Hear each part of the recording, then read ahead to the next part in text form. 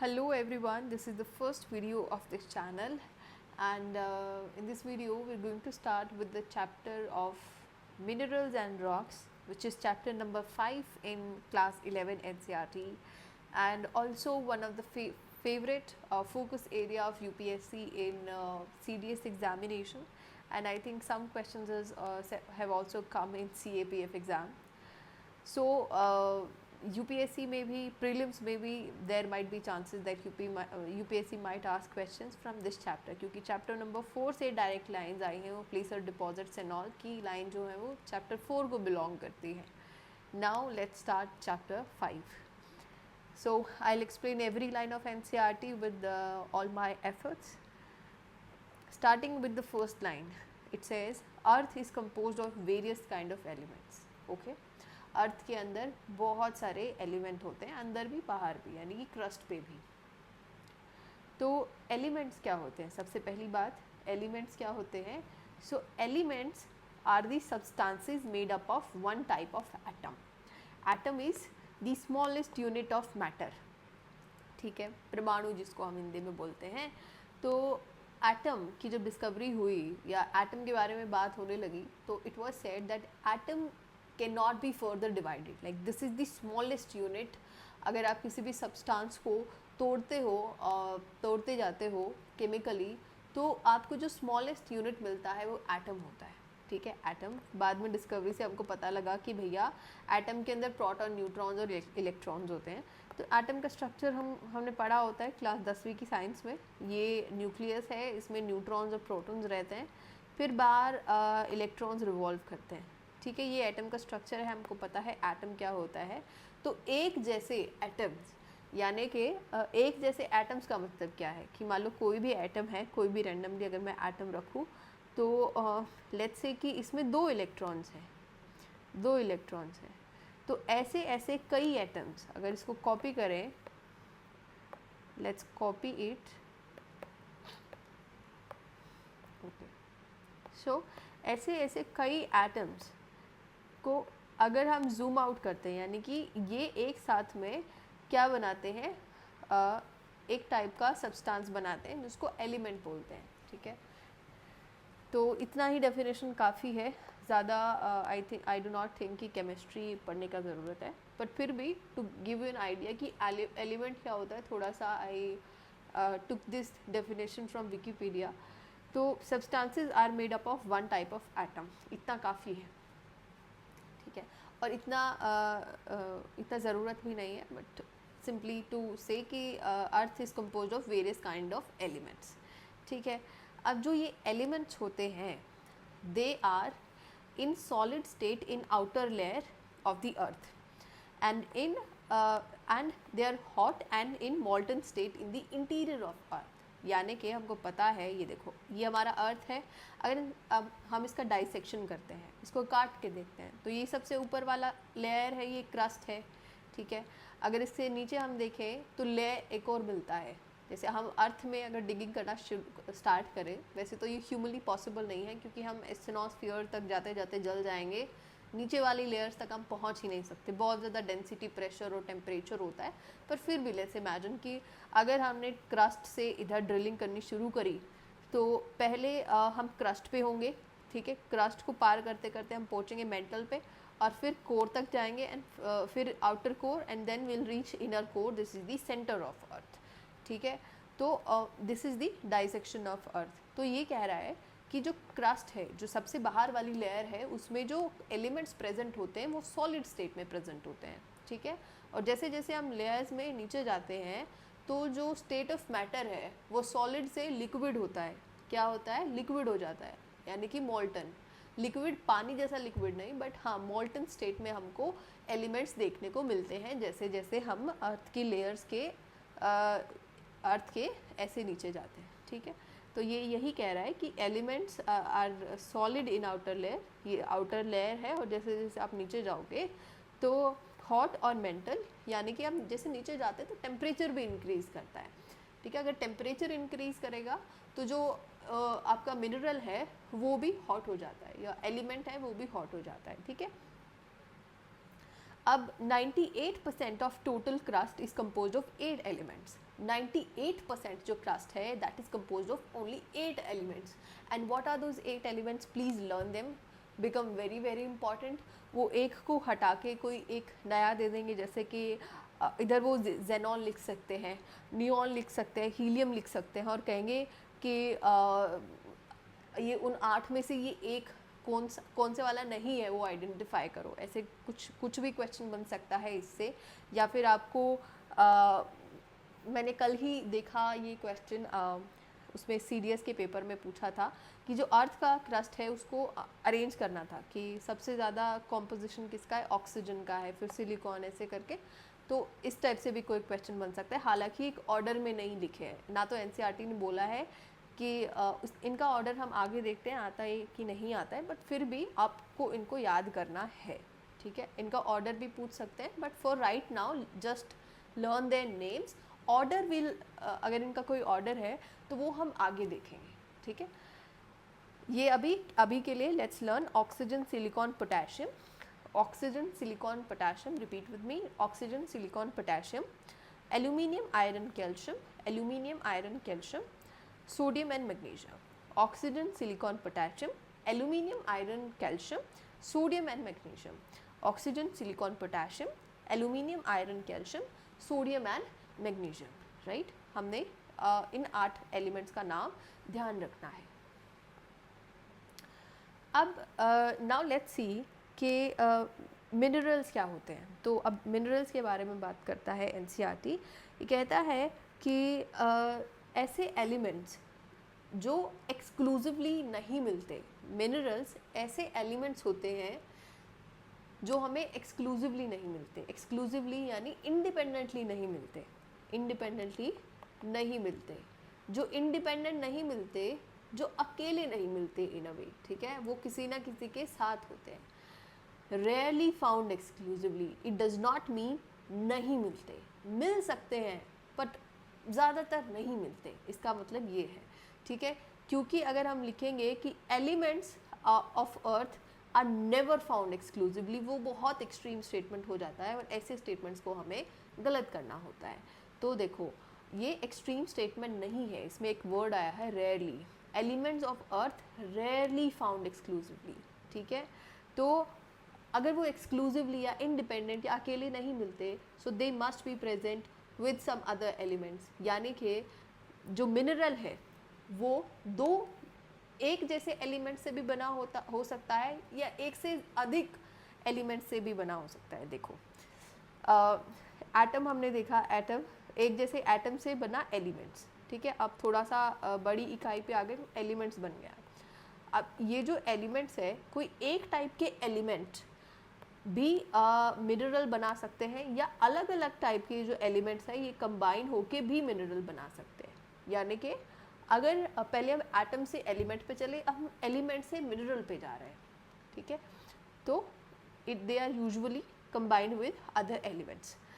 जैसे कि सोडियम का एग्जांपल दे देते हैं।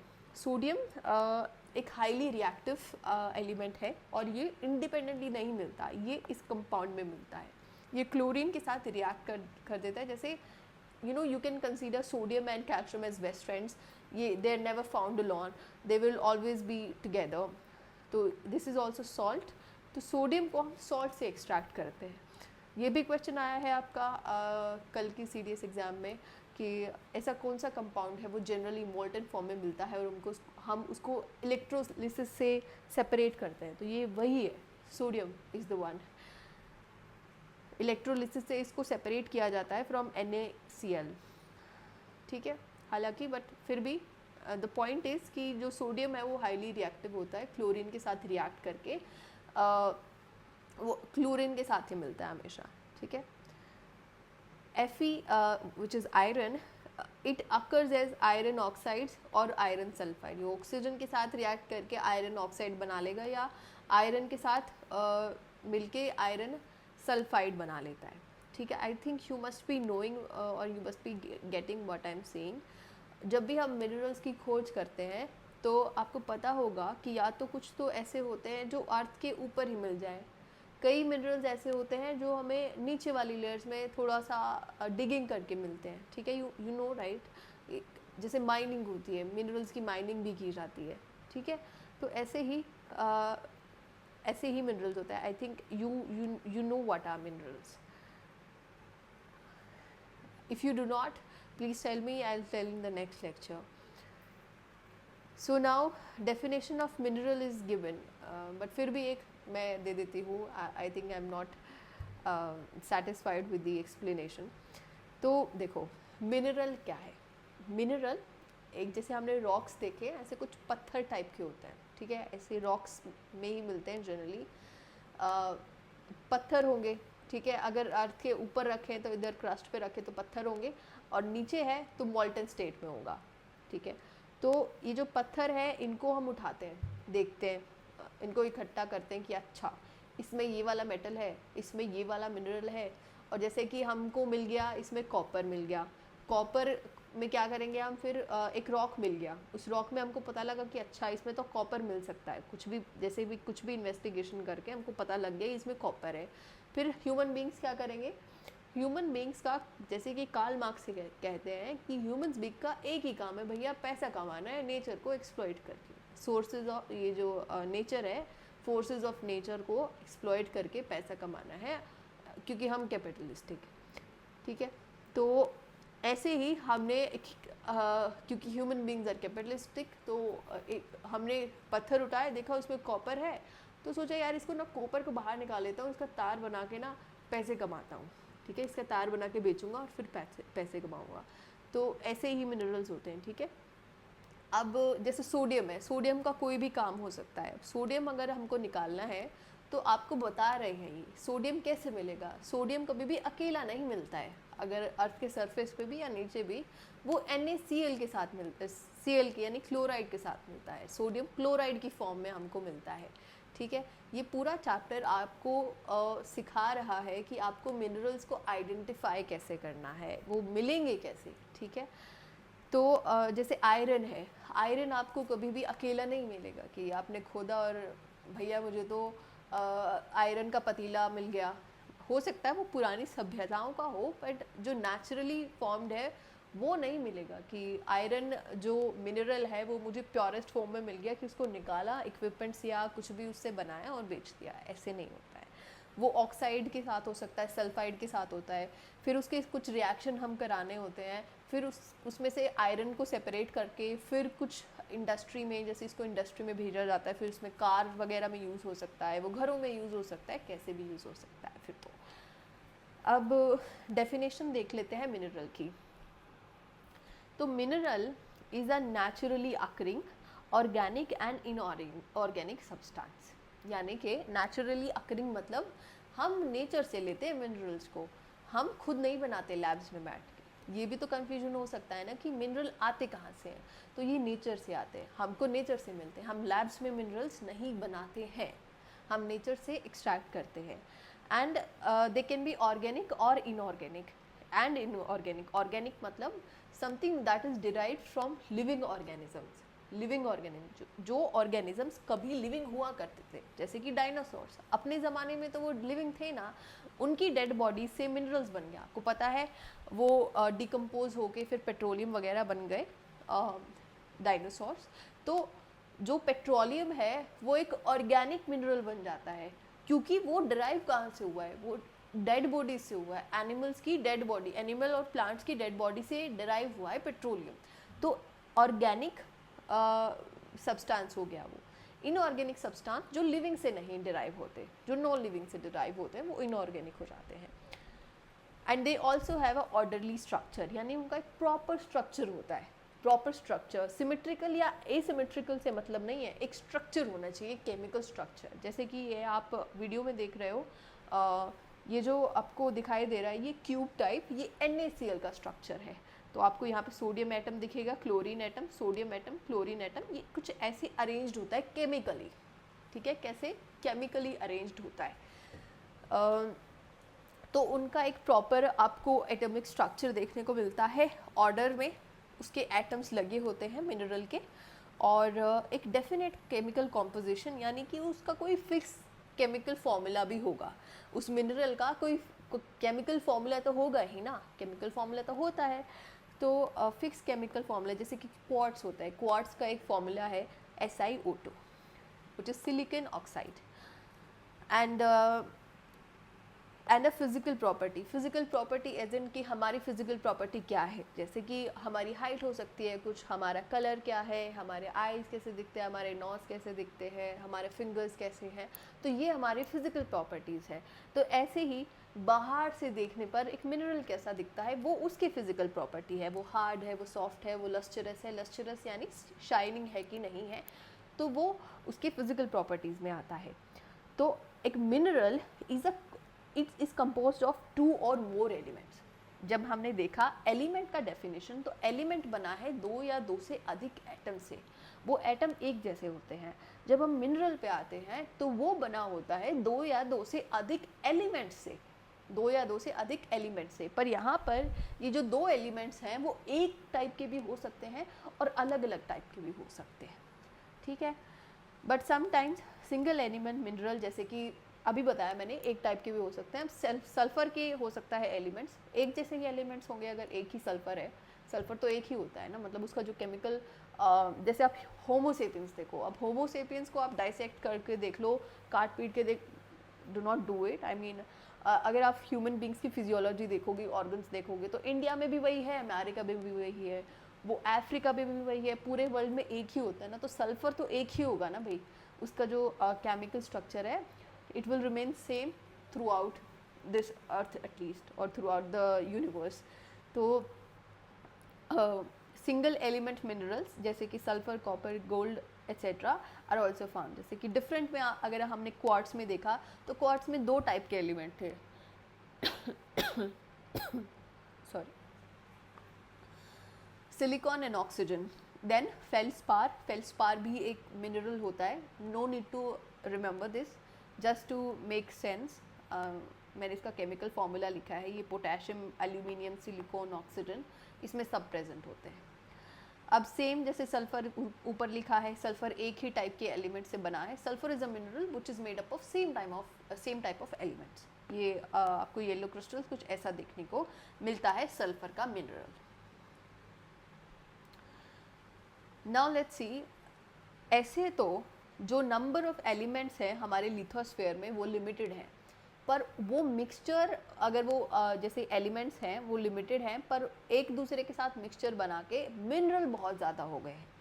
इसके लिए एक सबसे अच्छी एनालॉजी है, जैसे हमारा फ़ोन का पैटर्न होता है, उसमें डॉट्स तो लिमिटेड होती हैं, उसमें डॉट्स क्या होती हैं, लिमिटेड होती हैं, पर उससे इनफाइनाइट पैटर्न्स पॉसिबल है। आप ऐसे बना लो, आप ऐसे करके कुछ भी, है ना, सब पॉसिबल है। तो डॉट्स तो लिमिटेड है ना, 6 7 8 सॉरी 9 डॉट्स हैं, उससे आप कितने सारे पैटर्न्स बना सकते हो। ऐसे ही एलिमेंट्स तो लिमिटेड हैं, कम अमाउंट में प्रेजेंट हैं, पर उनसे जो मिनरल है वो मिक्स होके जो मिनरल्स बनाते हैं वो बहुत सारे हो जाते हैं। जैसे कि ह्यूमन बींग्स ने जो आइडेंटिफाई किया है, 1 second let me rub this, तो जो हमने आइडेंटिफाई किया है, there are at least 2000 minerals that have been named and identified in earth crust, but mostly हम 6 मेजर मिनरल ग्रुप्स की ही बात करते हैं। इसमें बस यही समझाने का था और याद रखने का था कि जो नंबर ऑफ एलिमेंट्स है making up lithosphere are limited, but they are combined in many different ways to make up many kind of minerals, ठीक है, मैनी वेराइटी और काइंड द सेम थिंग। अब सोर्स ऑफ मिनरल की बात करता है next. अब कहता है कि सोर्स क्या रहेगा मिनरल्स का, तो देखो एनसीईआरटी ने ही जवाब दिया है कि सभी जो मिनरल्स है, इसमें लिखा है all, remember this, all minerals, basic source of all minerals is hot magma. यानी जो मैग्मा है वो अर्थ से बाहर आता है, जो मैग्मा है वो अर्थ से बाहर आता है, ठंडा होके क्रिस्टल्स बनाता है, और ये क्रिस्टल्स आपस में ज्वाइन करके रॉक बना देते हैं, दैट इज़ इट, ठीक है। उसके बाद आपको बताया है 3 ऑर्गेनिक मिनरल्स के एग्जाम्पल दिए हैं और उनकी स्टेट ऑफ मैटर बताई है। तीन ऑर्गेनिक मिनरल्स के एग्जांपल्स जैसे कि कोल, पेट्रोलियम और नेचुरल गैस, आपको बस इतना याद रखना है। ये तीनों ऑर्गेनिक मिनरल हैं और जो कोल है वो हमको सॉलिड फॉर्म में मिलता है, पेट्रोलियम हमें लिक्विड फॉर्म में मिलता है अर्थ में, और नेचुरल गैस गैशियस फॉर्म में मिलता है। ठीक है, और ये तीनों ऑर्गेनिक हैं। तो मैं अभी कह रही थी कि वंस लिविंग ऑर्गेनिज्म से इनको डिराइव किया होगा ऑब्वियसली। तो जो कोल है it is derive from solid fossilised plant material, petroleum जो है it is liquid fossilised organic material, यानी कि plant and animal both, and even bacteria can be there are an number of organism, सिर्फ plant और animals थोड़ी हैं। तो gaseous form again सिर्फ fossilised organic matter, as I said कि सिर्फ ये याद रखना है ऑर्गेनिक है और स्टेट ऑफ मैटर क्या है। Now let's C, this is the next topic and I think one of the most tough part of this chapter, very difficult to understand, but let's try to make it simple. Imagine yourself as a police officer, right? Imagine yourself as a police officer, someone has come to you and they have said कि मेरे घर में चोरी हुई है। The first question would be वो चोर कैसा दिखता है। You will ask the first question, कैसा दिखता है। आप अगर आपने चोर को देखा है तो उसको डिफ़ाइन कीजिए। तो आप कैसे डिफ़ाइन करोगे? आप उसकी हाइट बताओगे, ठीक है, फिर आप बताओगे वो उसका कलर कैसा है, फिर आप बताओगे आंखें कैसी, जो भी आपको उसका फिज़िकल अपीयरेंस याद होगा आप वैसे वैसे सॉरी आप नहीं, जो भी जिसके घर में चोरी हुई है वो आपको बताएगा, because you are the police officer, right. तो इतनी चोरी है। अब आपको पहला पॉइंट पता लग गया। Let's say the person has come and said that the height of the thief was 5 feet 7 inch, right? The height of thief was 5 feet 7 inch. This is the first hint the person has given to you as a police, you who is a police officer, ठीक है। So you would note down in this particular area of a city or whatever area of administration that you have, that and you also have a hint कि इसी शहर में चोर present है, ठीक है। और अब क्या करोगे? आपका इन्वेस्टिगेशन का जो प्रोसीजर है वो क्या रहेगा? यू वुड सी कितने 5 फीट 7 इंच के लोग हैं और यू वुड नो कि आप उनको आइडेंटिफाई कर लोगे कि ठीक है इनमें से हो सकता है। Let's see, this is a hypothetical scenario. Let's say that you called all of them in police station, all people with a height of 5 feet 7 inch come here, right? Then you say the person says to you that the color of the person or the color of thief was brown skinned tha wo. You will keep brown skinned people in the police station and you will say everyone else to leave. Then the person will say कि ठीक है उसकी आँखें जो छोटी थी, अब brown skin में आँखें छोटी किसकी हैं वो वहाँ पे रह जाएगा, everyone else will leave. Then वो कोई और आपको हिंट दे सकता है, जैसे कि दे कैन से कि उसकी जो फोर्थ फिंगर है वो एब्सेंट है, ठीक है, एब्सेंट हो सकती है। आप उनके हाथ चेक करोगे, जिसकी फोर्थ फिंगर प्रेजेंट है वो बस वहीं रहेगा, everyone else will go home. ऐसे ऐसे करके एलिमिनेट करके we will have one person who is the thief, right. तो ऐसे ही जो हमें मिनरल मिलते हैं उसके फिजिकल कैरेक्टरिस्टिक्स होते हैं। हमने क्या बताया, जो भी आपके पास आया उसने चोर के फिजिकल कैरेक्टरिस्टिक्स को बताया। आपकी लिस्ट छोटी होती गई और आपको पता लगता गया, लोग एलिमिनेट होते रहे और आप क्लोज जाते गए उस थीफ के। ऐसे ही हमने मिनरल्स की लिस्ट बनानी है। ऐसे ही जैसे आपने चोर की लिस्ट बनाई, लिस्ट छोटी होती गई, ऐसे ही हम मिनरल्स की लिस्ट बनाएंगे, ऐसे ही हम मिनरल्स को आइडेंटिफाई करेंगे। तो पहले अपने पास हम मिनरल्स को की खोज करते हैं तो हम उनको आइडेंटिफाई करेंगे, उनका फिजिकल कैरेक्टरिस्टिक देखेंगे। तो इसलिए फिजिकल कैरेक्टरिस्टिक ऑफ मिनरल्स जानना इम्पॉर्टेंट हो जाता है। सो सबसे पहला फिजिकल कैरेक्टरिस्टिक है, आई होप यू अंडरस्टूड कि फिजिकल कैरेक्टरिस्टिक जानना एक जोग्राफर के लिए क्यों ज़रूरी है और कैसे हम फिज़िकल कैरेक्टरिस्टिक से ये पता लगा सकते हैं कि ये मिनरल कौन से टाइप का है। अगर हम फिज़िकल कैरेक्टरिस्टिक से चोर पता लगा लिया हमने, तो हम ये भी तो पता लगा सकते हैं कि ये मिनरल कौन सा है, ठीक है। अब जैसे पर्पल कलर का आपने एक लिस्ट बना लिया कि पर्पल कलर के ना इतने मिनरल्स होते हैं। अगर इतने मिनरल्स होते हैं तो आपके पास एक छोटी लिस्ट आ गई, 5 मिनरल्स होते हैं पर्पल कलर के, तो इन 5 में से तो कोई एक होगा ना। अब 2000 में से 5 पे आप आ गए, फिर 5 से फिर कुछ और फिजिकल कैरेक्टरिस्टिक जैसे लस्टर वगैरह देख के या शाइन देख के आप फिर 3 पे आ सकते हो, फिर कोई और जैसे क्लीवेज देख के आप 2 पे आ सकते हो, फिर आप हार्डनेस देख के 1 पे आ सकते हो, आपका मिनरल आपको आइडेंटिफाई हो जाएगा. Sorry for being very detailed. I just make sure that I sound logical to you, and I explain everything in a very minute manner so that you remember everything. That is the motto of this, that is the aim of this lecture. So the first point is external crystal form. देखो external crystal form, उसकी जो external form है या उसकी जो external appearance कैसी है, first physical characteristic वो होगा कि बाहर से दिखता कैसा है. अब जो बाहर दिखता है वो अंदर कैसा है, जैसे उसकी अंदर की मॉलिक्यूल्स का स्ट्रक्चर कैसा है वो डिटरमाइन करेगा. अगर मॉलिक्यूल्स एक क्यूब फॉर्म में अरेंज्ड हैं, क्यूबॉइड में अरेंज्ड हैं, हेक्सागोन में अरेंज्ड हैं, तो आपका बाहर अपीयरेंस कैसा आएगा वैसा ही आएगा. ठीक है, एक्सटर्नल फॉर्म में यही लिखा है. आपका जो एनसीईआरटी है उसमें लिखा है कि क्यूब हो सकता है, ऑक्टाहेड्रॉन हो सकता है, हेक्सागोनल प्रिज्म वगैरह का अंदर स्ट्रक्चर हो सकता है, वही हमको बाहर मिनरल का स्ट्रक्चर देखने को मिलेगा. That is it. Let's come to cleavage now.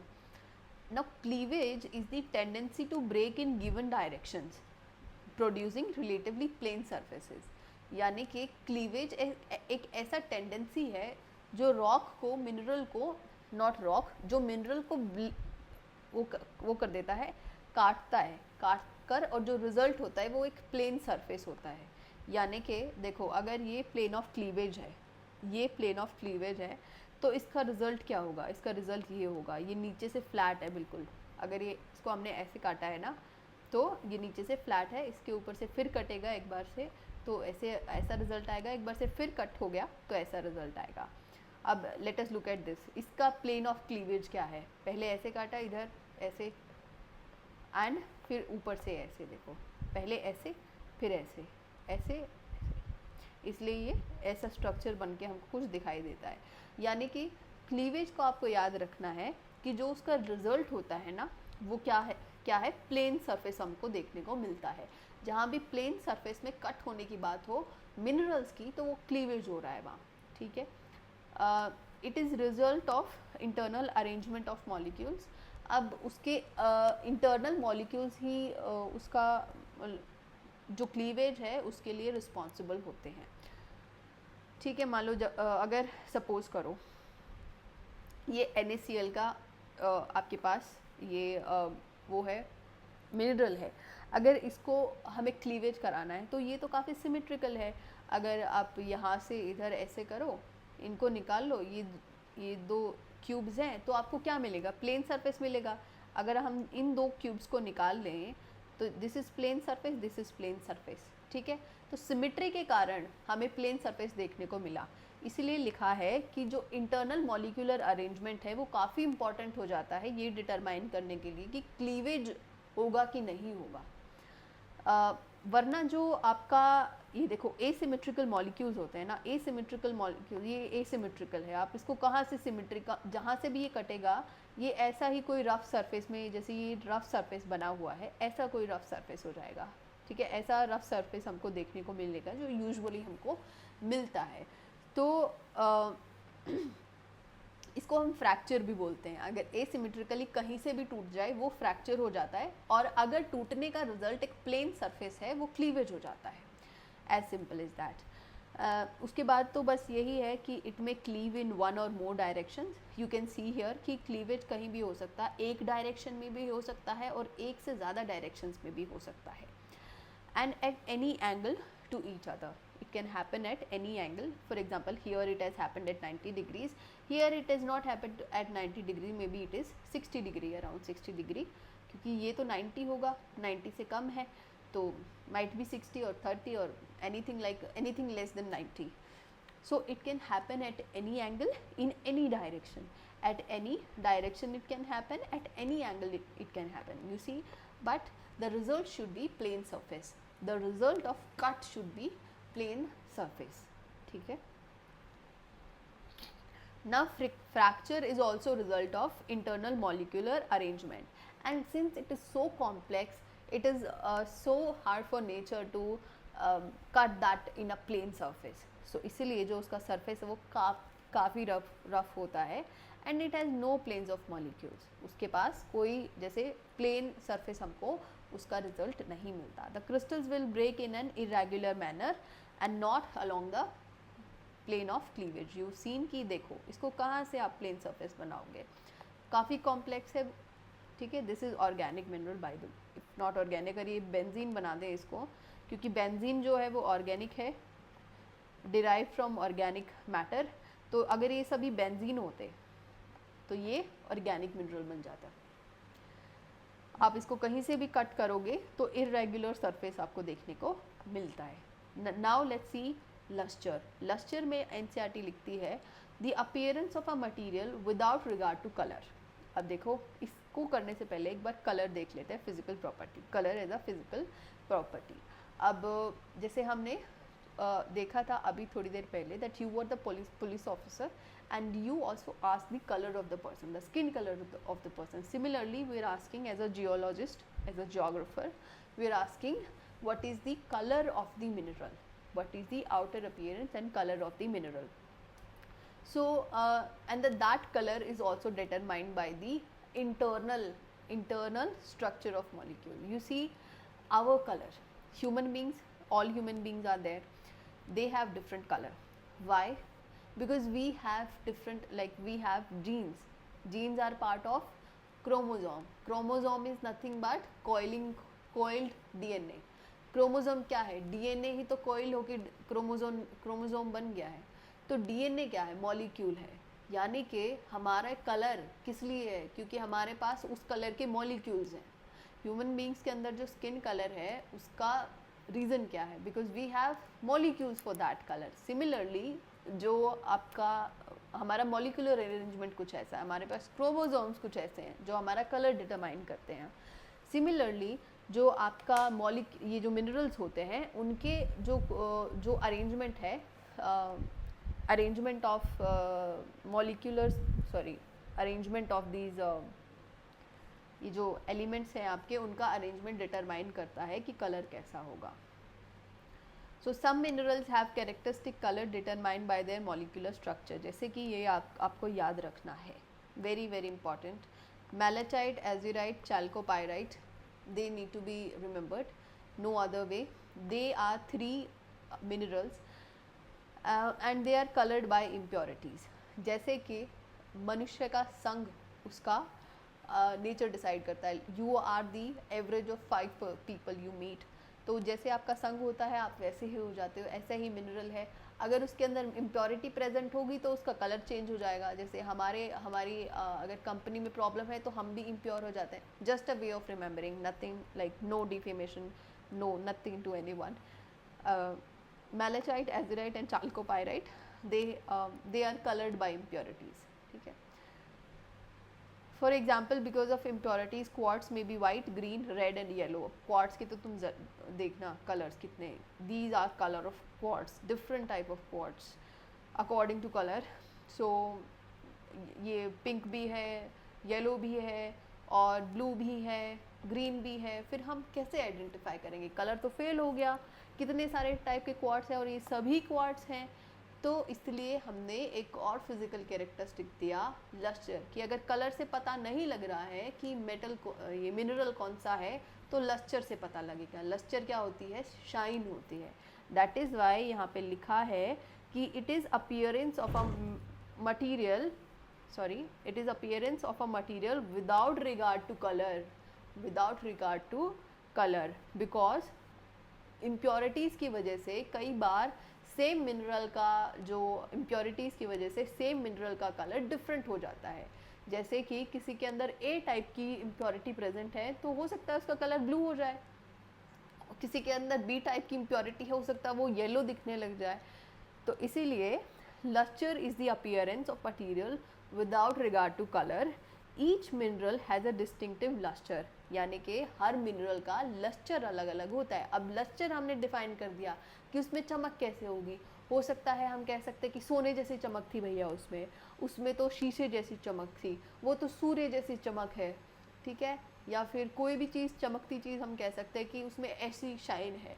अभी मेरे आसपास पेन रखा है, तो इसमें जो सिल्वर कलर है उसमें शाइन है।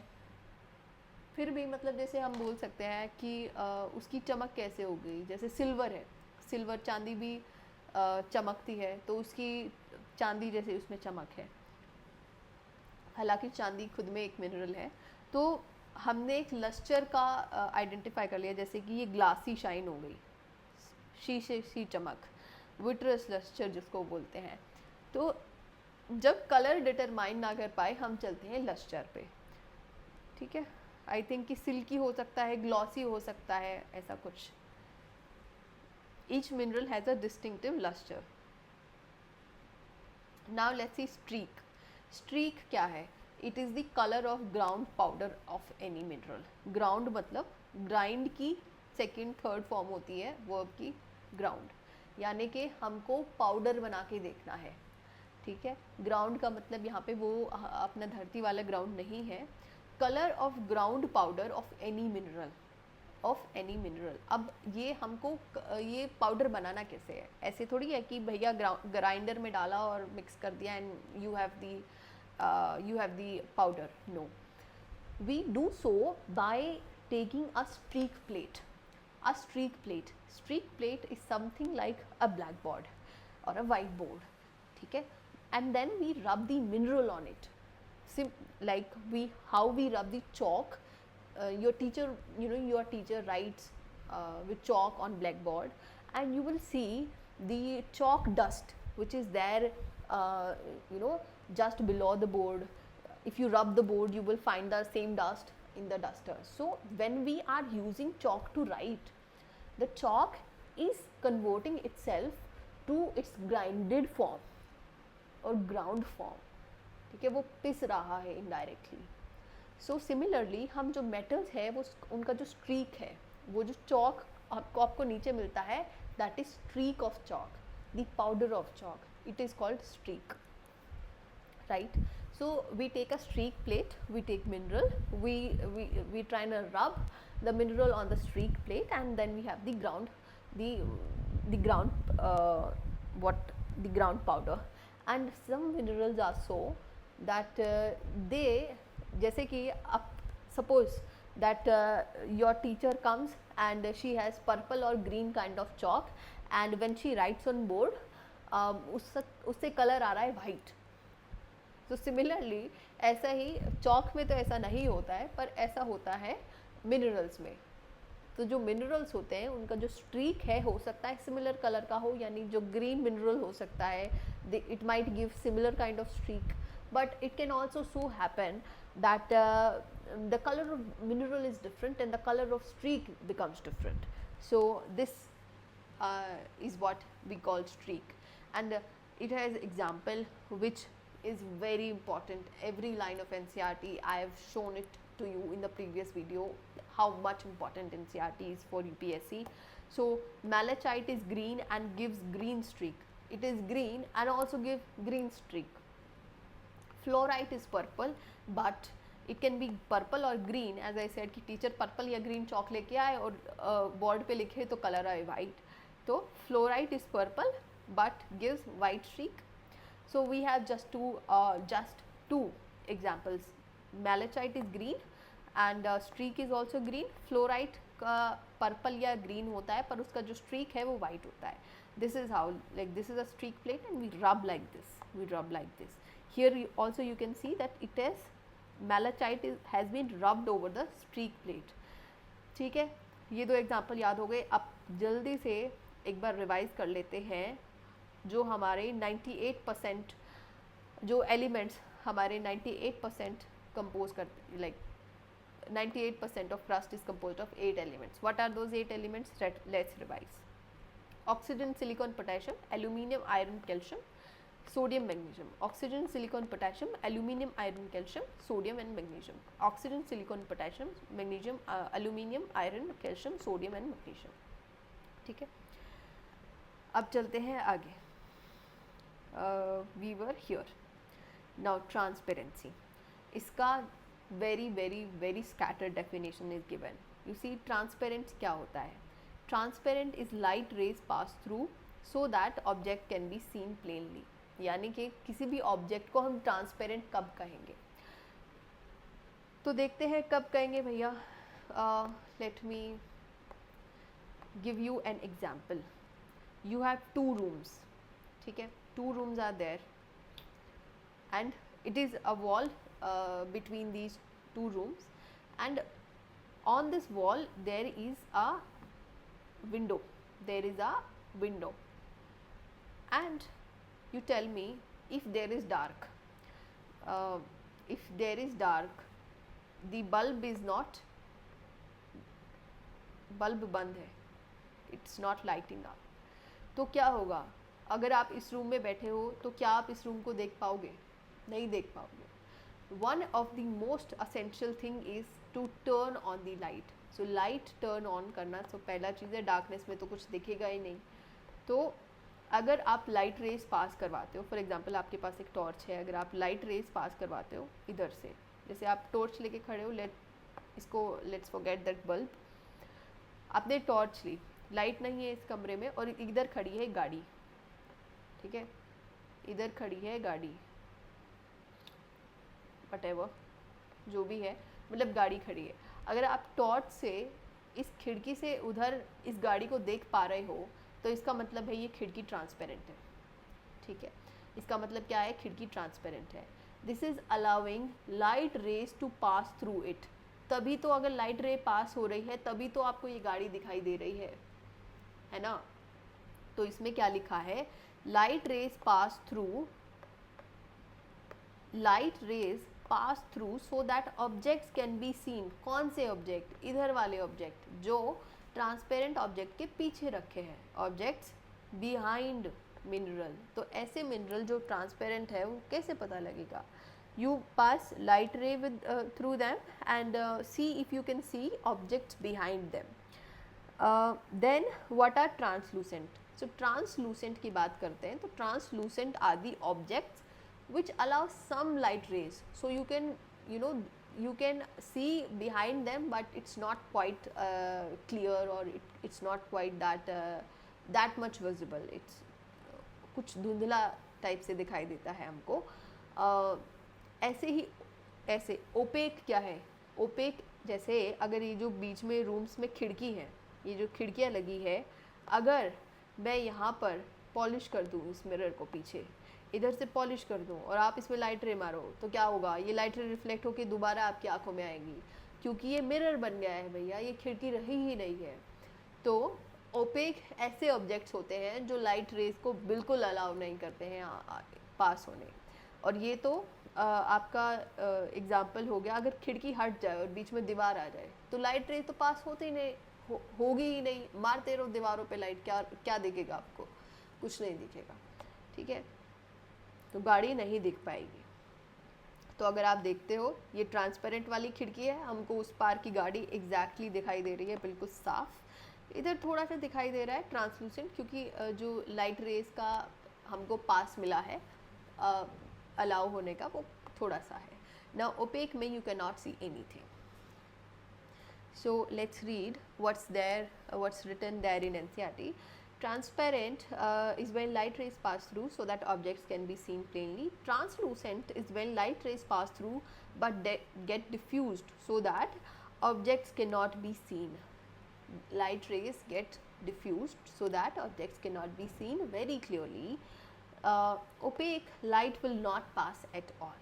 Light will not pass at all. Now let's see what is structure. Structure में if you are a police officer, you ask what is structure of that person. The person वो क्या कहेगा कि मोटा दिखता है, पतला है, या फिर उसका हाइट कैसा है, दो ही चीज़ें हैं। तो इसमें भी पर्टिकुलर अरेंजमेंट ऑफ, इसमें भी क्या है, अगर स्ट्रक्चर की बात होती है तो एक तो ग्रेन साइज़ की बात होती है और दूसरा शेप की बात होती है।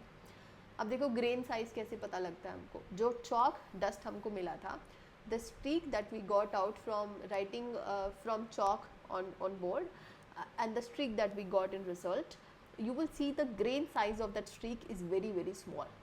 The grain size is very fine. Fine means it's very small. And similarly you can also find some minerals with medium grain size. There will be some with large grain size. So and when we talk of shape, they can have fibrous shape, they can have divergent and radiating shape. We will look at them one by one. So when you see structure of a mineral, they are referring to something that is visible arrangement of the components of a mineral, and also what is the texture of the crystal and grain. When we say it is fine grained, it means fine grained means that there are small grains which are present. The grains are very small, the crystals are very small, fine. And when we say medium, it's of medium size. When we say coarse, it means they are comparatively bigger to them, comparatively big. Then fibrous, if you see fibrous, just see the structure of this rock. Can you see the fiber like structure? So ये fibrous हो गया. और दूसरा radiating, separable में कुछ ऐसा दिखाई देगा जो इजीली सेपरेट हो सकता है. मान लो आप थोड़ा सा भी फोर्स करोगे तो ये इजीली टूट जाएगा. और रेडिएटिंग में कुछ ऐसा हमको दिखाई देता है कि एक सरफेस हमको मिलेगा, उससे ऐसा लगेगा कि spokes are going out, they are radiating. When do we say that sun is radiating? When rays of sun seems to be coming from the surface, they are ऐसे बाहर आ रही हैं, ये रेडिएशन हो गया. तो रेडिएटिंग क्या होगा? जब किसी मिनरल से स्पाइक्स बाहर आते हैं हमको ऐसे दिखाई दें, then it is said to be radiating structure. Then hardness, I think it's a tough point to understand, but I'll try my best. So it is relative resistance of being scratched. Hardness is not how difficult is to break the mineral. Hardness is how difficult is to scratch the metal. उसको scratch करना जानते हो? Scratch करना कितना difficult है, ठीक है? And we have a scale of it, right? We have a scale of it. You see, आपने normal scale देखा है, तो नॉर्मल स्केल के तरह ही होता है ये स्केल. और इस पे जो वैल्यूज़ है, talc, gypsum, calcite, fluorite, apatite, feldspar, quartz, topaz, corundum and diamond. Talc is the softest and diamond is the hardest. Let's write all of these here. First was talc, second is gypsum, third is calcite, sorry zero से शुरू कर दिया, but anyways, talc, I'll write the short form, gypsum, calcite, then you have fluorite, then you have apatite, then you have feldspar. तो मान लो ये 6 से अभी समझते हैं. तो इसका मतलब ये नहीं है कि how difficult is to break the mineral, but how difficult is to scratch the mineral. It is a comparative thing. यानी कि if I take hardness, like this is the softest, और जैसे जैसे हम नीचे जाते हैं the hardness keeps on increasing. तो अगर मैं दो मिनरल्स को लूँ, जैसे कि आई टेक जिप्सम मैंने लिया, and I also take feldspar, and if I rub feldspar over gypsum, अगर ये जिप्सम है और मैंने फेल्सपार का कोई चौक बना लिया, या फिर कोई नेल, कोई ऐसी चीज़ बना ली मैंने फेल्सपार से, जैसे कि पेन की हमारी नोक होती है, something like that. And if I try and rub that on feldspar like this, do you think that scratches will be there? Yes, they will be there, because gypsum, my friend, is softer than feldspar. Because why softer? Because feldspar is able to scratch gypsum. right? So hardness is a relative concept. Hardness is a relative concept. It is irrespective of the density, it is irrespective of how difficult it is to break the metal, it is how difficult is to scratch the mineral. Sorry if I'm saying metal again and again, I don't know why, but जहाँ भी मैं metal बोल दूँ गलती से it means minerals. ठीक है, अब आप एक और एग्जाम्पल दिया है फिंगर नेल का. Finger nail which is on the scale of, on the same scale of 2.5. So whenever we see the centimeter scale, whenever we see the centimeter scale, here there might be fingernail,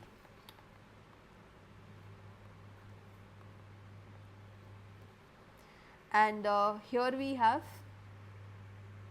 on 3 we have calcite, on 2 we have gypsum.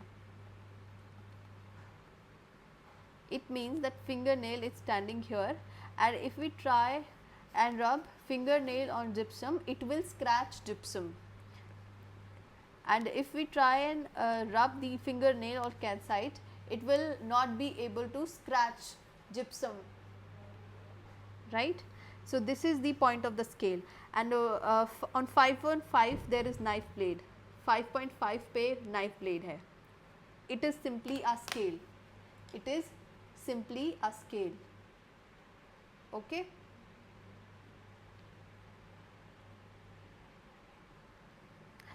Let's now move to specific gravity. जैसे कि ये example मैंने लिखा था hardness का, अगर आप pencil को रब करना चाहते हो, स्क्रैच करते हो इरेज़र पे, तो you will see the scratches of pencil on the surface of eraser. ठीक है, तो इट मीन्स कि pencil is harder than eraser as per this concept. अब एनसीईआरटी की जो एक्सरसाइज है उसमें एक क्वेश्चन है कि सॉफ्टेस्ट कौन सा है और हार्डेस्ट कौन सा है, तो याद कर लो भैया. बेहतर है कि पूरा स्केल ही याद कर लो. मैंने तो एक ट्रिक से याद किया है. It is very funny if I should tell or not, but फिर भी बता देती हूँ. देखो, टकले हों हम, गोरे हों, काले हों या फूले हुए हों, यानी मोटे हों. टकले हम टकले हों, गोरे हों, काले हों या फूले हुए हों. आपा, आपा यू नो हमको, अब हम जाना है, हमें जाना है, हमको जाना है, इसको हरियाणवी में बोलते हैं आपा. आपा जाएंगे ऐसे. ठीक है, तो आपा तो फैलेंगे, हम तो फैलेंगे. फैलना एज एन एरोगेंट होना, ऐसा कुछ. सो आपा तो फैलेंगे क्योंकि अपने टोपे में और कार में दोनों में डायमंड है.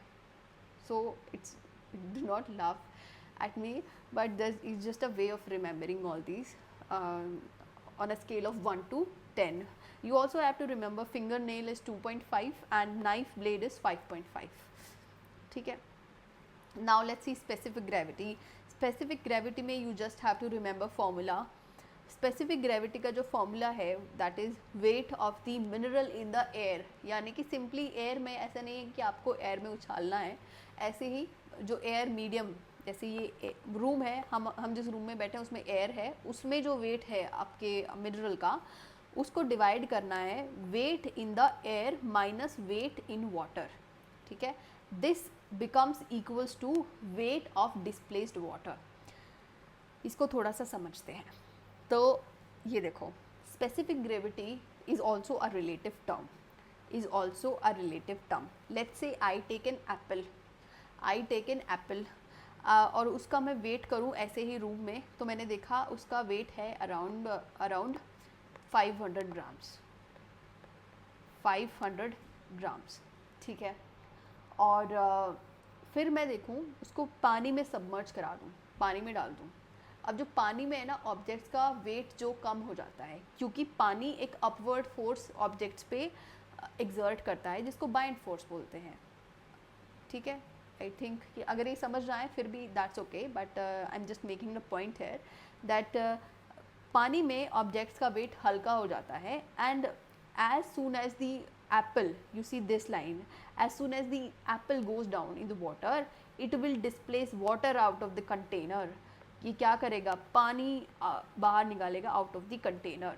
As soon as apple goes in the water, water will get out और जितना भी वाटर बाहर आया, this we will take this water, ठीक है। हम इस पानी को क्या करेंगे, कंपेयर करेंगे। लेट्स से कि 250 ग्राम पानी बाहर आया है, तो स्पेसिफिक ग्रेविटी क्या हो गया, 2 स्पेसिफिक ग्रेविटी हो गया, ठीक है। तो ये फॉर्मूला आपको समझ आ गया आई थिंक।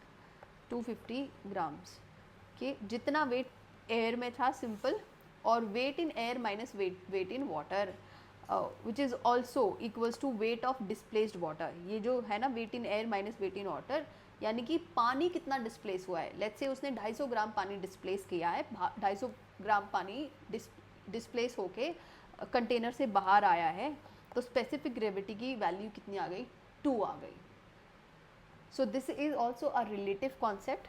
हम वेट ऑफ मिनरल निकालते हैं with respect to water displaced by it, यानी कि, और इसका ये भी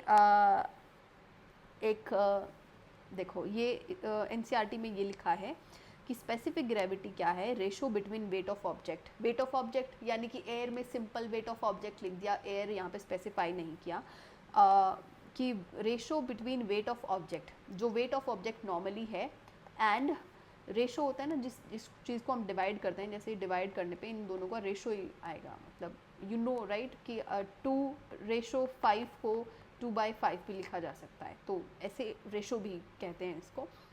तो weight in air minus weight in water, ये जो है ना weight in air minus weight in water, this is equals to weight of displaced water, यानी कि उसको जब सबमर्ज कराया गया तो उसने कितना पानी डिस्प्लेस किया, उसका ये वेट है। Now it is the ratio between weight of object and weight of equal volume of water. Weight of object और इक्वल वॉल्यूम ऑफ वाटर मतलब उसने कितना पानी डिस्प्लेस करवाया, मतलब कि उसकी जो वॉल्यूम थी, उसका जो वॉल्यूम था उसी इक्वल वॉल्यूम का पानी बाहर आया है। इस लाइन का ये मतलब है कि जो वॉल्यूम ऑब्जेक्ट का था, सेब का था, उसने उसी वॉल्यूम ऑफ वाटर को बाहर निकाला है। तो दैट इज़ वाई इसको ऐसे लिखा है एनसीईआरटी में। Very tough to understand, but I think नहीं समझ आए तो रट लो, एक ही ऑप्शन है। But I tried my best to make you understand this concept, and I've tried my best to understand it myself, and then make it understand. Anyways, so now let's come to what are the types of minerals. इसलिए मेरे मुंह से बार बार metal metal metal निकल रहा था। तो देखो, metals, ऐसे मिनरल्स हो सकते हैं जिसमें से मेटल बाहर आए, ऐसे मिनरल्स भी हो सकते हैं जिसमें से मेटल बाहर आए, ऐसे मिनरल्स भी हो सकते हैं जिसमें से नॉन मेटल्स बाहर आए। So what are the metallic minerals? Are the minerals that contain metal content. And if we see the classification of metallic minerals में ये हो सकता है precious metals हो, जैसे सिंपल ऐसे कोई हार्ड को क्लासिफिकेशन नहीं होता है इसमें, सिंपल ऐसे ही लिखा हुआ है एनसीईआरटी ने। प्रेशियस मेटल जैसे कि गोल्ड, सिल्वर, प्लेटिनम हमें पता है। फेरस मेटल्स क्या होते हैं, देखो फेरस मेटल्स ऐसे मेटल्स होते हैं जिनमें आयरन कंटेंट होता है। देखो आयरन का जो सिंबल होता है ना वो Fe होता है, Fe। तो फेरस मतलब जिसमें आयरन कंटेंट हो, जैसे कि आयरन ओर का नाम होता है आयरन ओर। देखो ऐसे मिनरल्स जो हमारे यूज़फुल है ना, जो ह्यूमन बींग्स के यूज़फुल है, उनको हम और बोलते हैं और। ऐसे मिनरल्स जिनसे हम कुछ ऐसा निकाल सकते हैं कि ह्यूमन बींग्स को फ़ायदा हो, अगेन कैपिटलिस्टिक, तो उसको हम और बोल देते हैं, ठीक है। Do not get defended, I mean I am just saying things to make you understand. I am not a subscriber to any of ideology. So iron ore like hematite is the example of ferrous metal. Now NCERT has been so cruel that it has written uses भी साथ में लिख दिए हैं और उसका definition भी एक ही लाइन में दोनों लिख दिया है। इसने लिखा है iron and other metals often mixed with iron to form various kinds of steel. इसने uses लिखा है, इसका definition मिस कर दिया है। तो जो ferrous metals होते हैं ना हमारे, they are used for manufacturing of steels, tools, construction material वगैरह, व्हीकल्स वगैरह में स्टील में भी फेरस का यूज़ हो सकता है। और जैसे आपका कंस्ट्रक्शन मटेरियल वगैरह हो गया, इसमें भी। Now what are non ferrous metals? Non ferrous metals यानी कि ऐसे मेटल्स जिसमें आयरन कंटेंट ना हो, वेरी सिंपल, जैसे कि कॉपर, लेड, जिंक वगैरह, tin. Minerals do not have that do not contain iron. इसमें जो एग्जांपल है copper, lead, zinc, tin, aluminium, याद रखना।